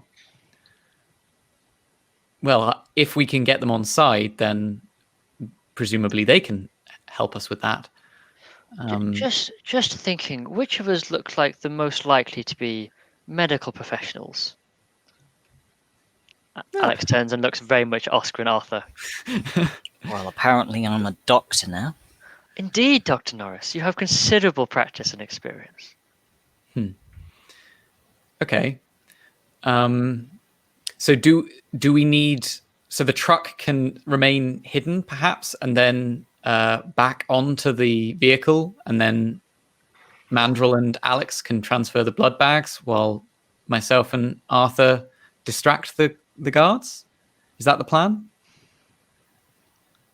I think we need their assistance. It would take us far too long to exchange 1,000 blood bags. Yeah. But if that fails? If that fails. So and I'm not casting any aspersions, but just to be clear, your plan is to persuade the driver of this emergency blood vehicle that you've been sent here to an industrial estate in the middle of the night to block the road and swap all their blood for other blood. Well, I assume that that these two, Alex and Arthur, both have basic mind control. Oh no, it's fine for you. I'm assuming that of Arthur, yeah. I wasn't planning on giving them any kind of explanation. I was just going to ask them nicely to help. Okay. I'm not entirely sure off the top of my head how good your dominate stuff is. So, that's absolutely fine. I would just wanted to establish that the plan was great. without supernatural abilities is absolutely ludicrous. I just wanted everyone to know that. That's if it doesn't work out, we can just get them really high, and then it looks like two truck drivers or whatever. Even without addiction problems, even without dominating the assistance of drugs, there is one very basic way in which a vampire can incapacitate most humans for a stretch of time, which is simply to start feeding off them. Oh, and I could eat. It's always an option. That's all. Could we engage in the kiss and then just not drink any blood, and so just keep them perpetually frozen for the time it takes two of our kindreds to? I think I'd ask for some kind of. You know what? No, I think it's not just the bite; it is also the act of drinking. I think so. But you could certainly prolong a drink of just one hunger to last a long stretch of time. I think that's fine. Long enough to get rid of all the blood. Yes, because let's not forget that the kiss remains after the victim after you've stopped feeding off the victim for a certain length of time, albeit a very variable length of time depending on the individual. So it's something. I just have an idea. If the drug plan doesn't work and the persuasion plan doesn't work, we can just feed off them. Persuasion. But I go back against what I said earlier. Perhaps I should be with Dr. Norris to make sure that they forget this ever happened. That sounds like a good plan. How will we flag them down? If we are doctors, if I am your assistant, as you are indeed a doctor, then a heart attack perhaps might not be the most reasonable plan. Or perhaps it is.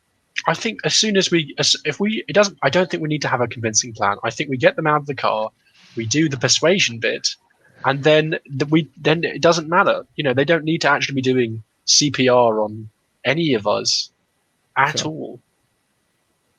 We just say, we just wave, we turn on our hazards, we, help. The best lies usually have the least details. He's collapsed. She's collapsed. Okay. Perhaps we can. And use then, some- hit them with your vampire magic. It sounds like you have you have a good grasp of an improvised plan here, and I do usually like to stop players before they completely finish the plan, because where's the fun in being absolutely 100% certain what's going to happen? So is it safe to say that it's probably only about this getting here and this discussion and so forth? It's probably only about 8 o'clock. Is there anything you're doing other than just waiting, setting yourselves up and waiting until presumably 11 o'clock or after? I think I'm going to try and arrange the area where we're going to set up Mandrel, or whoever's going to be faking being dead, as though we're not faking. It's true. Okay, sure. Where we're faking what the humans would regard as being dead, as though like there has been some like maybe some boxes or bits of stuff in the road, not necessarily totally blocking off the area, but just like maybe someone's driven in. Like if there's a tire, I might try and no, actually I can't make tires. There's general industrial scrap around. Yeah. You can drag some stuff over, yeah, to make it look like some kind of impact has happened. Happened. Can I? Because there are points where the road forks, right? Like I'm imagining they come onto the road and then they can turn left where we are having the accident, or right, and yeah, sure.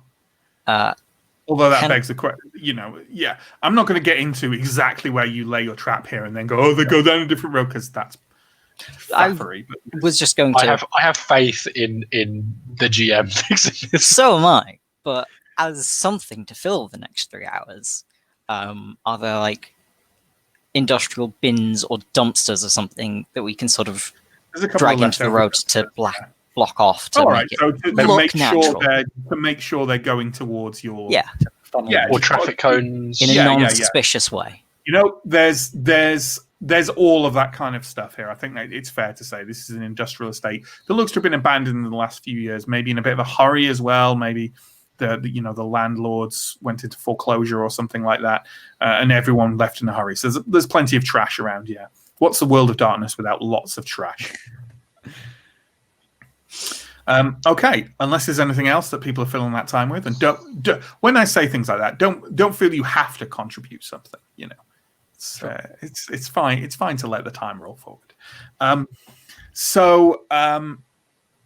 o'clock hits, and you're basically just sitting there waiting. Time ticks on to the point where perhaps the more nervously inclined of you start to get a bit nervous about whether this plan is going to happen at all, i.e. probably Oscar. And then, shortly before midnight, a large van turns onto the road into King Edward Park. It pauses a bit at the first bit where they could go either forward or to the left, and they kind of turn their high beams on to look forward, see a couple of dumpsters have been dragged across the road up there, flick them off, turn left, come down, turn right, and they're on where you are. Tell me what happens first as they start driving down this road. Alex will already be in position. Dramatically laid out. Beautifully laid out. So the scene I'm imagining, and correct me if I'm wrong, is this lorry has been kind of parked slightly askew across the road. Rubbish and trash, loose tires and boxes have been dragged and kind of spread out, and among them the angelic, androgynous figure of Alex Taylor Brown is sprawled in tragic trauma. Okay, that's great. Just seeing this scene, the lorry kind of pulls to a halt. Who is going to? What happens now? I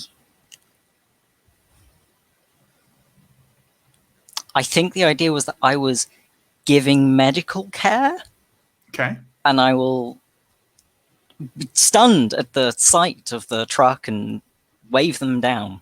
Sure. What are Mandrill and Oscar doing at this point? I'm trying to stay out of sight and get behind the place where I think will be the back. Sure. I think the same. Yeah. Okay. 2 people in a lorry is probably the normal complement. Sure. Mandrill, are you using what would be your normal go-to thing for sneaking unseen around behind the back of this lorry? Are you using Obfuscate together? I think while I'm out of view, probably not. But yeah, I would be using. I think I'll play it by ear and see how it goes. At some point, be within their radius of view to get there. Yeah, exactly. So I think I'll probably play it by ear, and if it looks like they are well and truly stupefied by my colleagues, then I might not bother about Obfuscate. Sure. So are you guys staying lurking where you are until? Yeah, I think I might be on the other side of the lorry. Okay. Out of view, or behind maybe behind one of the big bins or something out of view. So like completely out of view, so you can't see what's going on. Yeah, I'm happy to roll a stealth roll for that. No. If you're happy not to be able to see what's going on, I don't think you need a stealth roll. You can hang out behind the lorry. Sure, that's absolutely fine. So as I say, the medical van kind of comes to a halt, and a few seconds later, door opens and someone steps out. They're wearing kind of I don't know how to describe it. It's not EMT gear. It's like there are people who are like sort of almost like lab assistants, I guess, at hospital. So people who have, people who still have some scientific and kind of medical training, but aren't necessarily, doctors or nurses. Yeah, technician. Kind of gets out and kind of like the high beams are on again, and they peer over and say, "What's happened?" There was an accident. Please. I need your help. He takes a few steps forward and kind of peers at Alex and says, "Oh, I think they're What the hell is wrong with you?" Oh yeah. Oh yeah.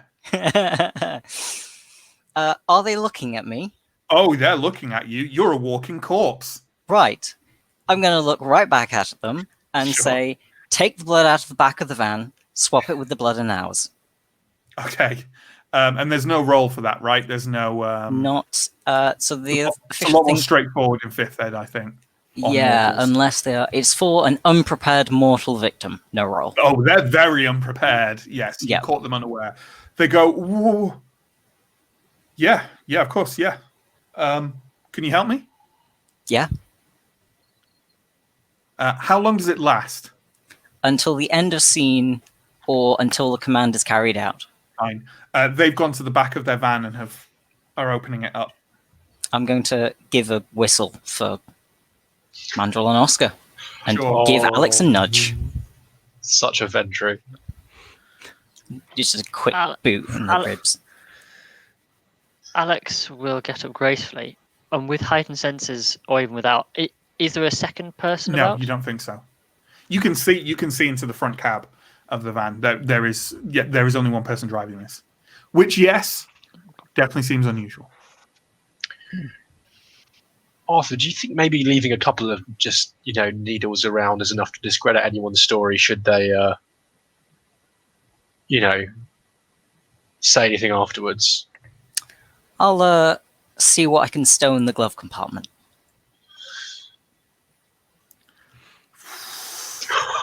Bastards. No one will believe their stories. No one will believe their stories. So it's going swimmingly. You're transferring it through. Part of me, a gut part of me thinks, would the dominate override the body getting up and 2 more people arriving? Would they not still react with surprise at that? I don't know, because the dominate is just a specific command, right? It doesn't mean ignore everything else happening. Would that? What do people think about that? I'm interested in thoughts. I kind of agree. I think they're just carrying it out mindlessly. Like, Yeah, look, it's it kind of would require some drone. kind of. You'd have to like shake them Compel. or something out of it. Maybe you don't even notice. Well, sorry, I was thinking more mesmerize than compel, because compel has to be a single turn. I was using mesmerize. Yeah, I didn't mean compel the power. I meant right, yeah. the term compelled. Well, maybe it's a bit like being hypnotized, where you can't stop yourself from doing the thing, but you're aware that isn't good or isn't you like you, Sure. you like if challenged on it. I think that, and that's why they still will do it, but they're definitely like they're muttering to themselves about that doesn't make any sense. They were on the ground. I don't know what they just got up. They're clearly questioning it internally, but they're still compelled to carry out the task. And I presume all 5 of you are now shuffling the stuff back and forth. Is anyone taking the lead in kind of coordinating this? Yes. Jesus. Of course. Alex is more paying attention to the supplies left than anything else, so that they can be ready to cloud their memory as soon as it's done. Sure. I think that is perfectly sensible.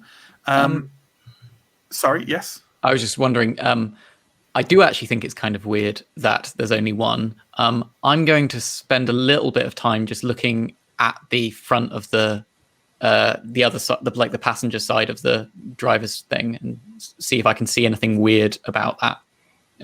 See if there's anyone, any signs of other people, or. I'm not going to make you make an awareness roll, investigation roll, because I think it's you're just opening the car door and looking. There's nothing seems unusual or out of place there. You don't see anything like someone hasn't left. There's not like 2 Mars bars. Not that you can't have 2 Mars bars by yourself if you don't want. I mean, if that's what you want. Well, then you get a duo pack. I'm trying to come up with a roll to see how fast you guys do it, led by your coordinator of John. Leadership. You're absolutely right. Leadership. Your choice of charisma or manipulation plus leadership, please, Arthur. This isn't a difficulty. It's just I want to see how many successes you get. I surprisingly don't have any points in leadership. That is an oversight, I feel. It's a very surprising oversight. You definitely expect more from a high-class drug dealer. Leaders of men, champions of industry. Please get a messy critical. 2 successes. Okay. No, that's fair. Like it's being carried out fairly, fairly efficiently, and you're quite pleased with the progress that is made. And that is the point when a voice calls out from the darkness outside all the beams. The technician doesn't register and is just carrying things around. But a voice calls out saying, "Look, I've told you bloody licks once. If I've told you 1,000 times, this is my domain. And if you want to hunt here, even if it's just bagging..." Who the fuck are you? There Can I help you? A clear Nosferatu standing on the edge of the light from the the headlights. He's wearing a rough, battered leather jacket. He's wearing an old kind of punk, like a Killing Joke t-shirt, and battered black jeans with kind of flop, like a Mohican that's like just flopped over and isn't styled over to one side. And he's standing there with his hands on his hips, kind of peering at you, just absolutely baffled as to what you're doing in his territory. And we'll leave it there for the week, I think. Oh, man. We are in trouble. I was just thinking, we need someone on watch. Like, we're all busy loading crates. Someone needs to be on watch. Although, really, the fact that just, a random, is maybe a bit more disturbed by the fact that this is a vampire in London. A little bit. It's a bit weird. These Nosferatu, man, they're like cockroaches. Yeah. Stamp on the last them. thing to be driven out of anyone. Sure. Indeed. Yeah. Although the language he also used, you licks, he seemed to be expecting a different group of vampires. It's true. Interesting. I'm sure it'll just all have a very normal explanation. So that's it. That's our session for the week. So what we normally do at this time, if anyone in the audience has any comments or questions, please bang them in to chat, and Steve will lift them out and flag them up here for us to respond to. I don't think there's any massive extra promotion stuff we have to do in the meantime. Only Matt could find a cliff to hanger in the middle of an industrial estate. Well, thank you. That's what I pride myself on, industrial estate-based storytelling. The promotional stuff. We have social media all listed down below. We have a Patreon if you want to support us there. We've got subscriptions and all that good stuff, the usual Twitch stuff on here if you want to support us here. If you want to know where the VODs for these end up, they end up on our YouTube channel, which is at Telling Tales RP. I think that is also linked down below. And if you're interested in watching more roleplay from us, we also run a stream every Wednesday evening at 8 o'clock GMT, which is Simbaroom, the dark fantasy role-playing game from Free League. Very good. It is too. That's it. What did you guys enjoy that session? What's your a bit calmer than the previous two? It's safe to say, I think. Yeah, I was wondering where we were going to go with it, because I kind of felt like either there was going to be a really involved. I was like, we spent a bit of time back in Haven, which is really nice. And Haven, obviously, for those who are not in the know, is the name for a vampire's domicile. And then we also had this, but it kind of felt like what was going to be the thing that stops it all being too easy. Yeah, sure. And I was like, what's gonna go wrong? Yeah. How is the shit going to hit the fan? I think I definitely enjoyed getting a bit more of, I suppose, my typical vampire storytelling in that a lot of what I run in Vampire tends to be political, and like a lot of kindred interacting with each other and maybe lying to each other and all that kind of thing. And it was like slipping into a nice, warm, familiar pair of slippers, just that lovely Byzantine deception rearing up again. And I also really enjoyed playing Cortland because he's a lot of fun. Yeah, I enjoyed really enjoying yourself with that as well. Yeah, Cortland was great. I enjoyed not being the direct result of everything going wrong for once, which is always lovely. A too rare occasion. Are you talking about the game or life? Is there a distinction? I mean, the game is life. Not for me. I was a little concerned that I might have gone too far when I called Oscar an idiot. I felt like it was a moment just during it where I was like, "This is really rude. This is really mean." It's great. I believe that prompted a shout out from Chris in chat where he said, "Blah blah blah blah blah." Rating of 5? Mandrill has level 5 in blunt. Yeah, but I mean, the honesty is very refreshing in this world of suspicion, and I think either you can be an idiot who's wiser than they actually are, or you can be dead. Those are the only kinds of idiots that exist in Vampire the Masquerade. That's called foreshadowing. I think that's fair. Okay. Well then, if there's nothing else from chat tonight, then we will wrap up the stream here. As I said, links are all down below. Simbaroom at 8 o'clock on Wednesdays. That's GMT. And more Vampire next Monday night at 8 o'clock GMT right here. How exciting. Thanks for joining us, folks. And hopefully we'll see you next time. Goodbye. Farewell.